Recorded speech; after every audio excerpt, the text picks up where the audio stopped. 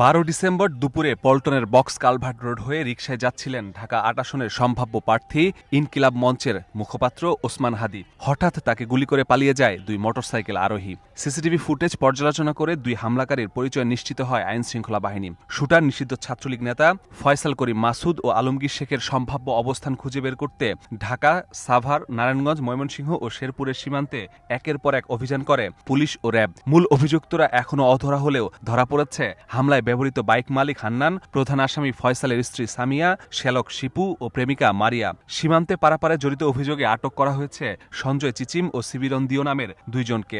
এছাড়াও রোববার রাতে আটক হয়েছেন দুই সিএনজি চালকও। শেরপুরের নলিতাবাড়ি থেকে দুইজনকে আটক করেছি। তাদের ব্যাপারে যাচাই বাছাই চলছে, তাদের কোনো সংশ্লিষ্টতা আছে কিনা সেটা আমরা তাদেরকে জিজ্ঞাসাবাদ করে দেখছি।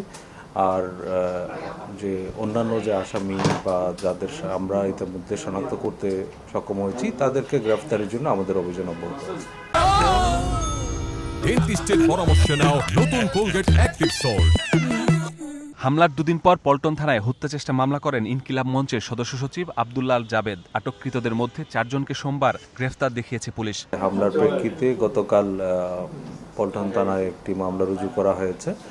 ইনকিলাব মঞ্চের সদস্য সচিব বাদী হয়ে মামলাটি রুজু করেন। ইতিমধ্যে আপনারা জানেন এই মামলার সন্দিগ্ধ হিসেবে র্যাব কর্তৃক 4 জন আমাদের কাছে হস্তান্তর করা হয়েছে। ময়মনসিংহ সীমান্ত দিয়ে শুটার ফয়সাল ও আলমগীরের ভারতে পালিয়ে যাওয়ার গুঞ্জন উঠলেও বিজিবি বলছে কড়া নিরাপত্তার মধ্যে সীমান্তে পার হওয়ার বিষয়টি এখনো নিশ্চিত নয়। আদৌ পাচার হয়েছে কিনা এটা কেউ নিশ্চিত করতে পারছে না, বা যারা জড়িত থাকতে পারে বা যে বহন করতে পারে এরকম লোকদেরকে আটকের জন্য পুলিশের পক্ষ থেকে আমাদের সাথে যোগাযোগ করা হয়। অপারেশন পরিচালনা করার জন্য পুলিশকে বিভিন্ন সোর্সের তথ্য দিয়ে আমরা পুলিশকে সর্বাত্মক সহযোগিতা করি, যাতে তারা যাদেরকে সন্দেহ মনে করছে বা সন্দেহভাজন হিসেবে যাকে দেখছে তাকে যেন গ্রেফতার করা যায়। তবে মানব পাচারে সহায়তাকারী ফিলিপ নামের একজনকে খুঁজছে বিজিবি।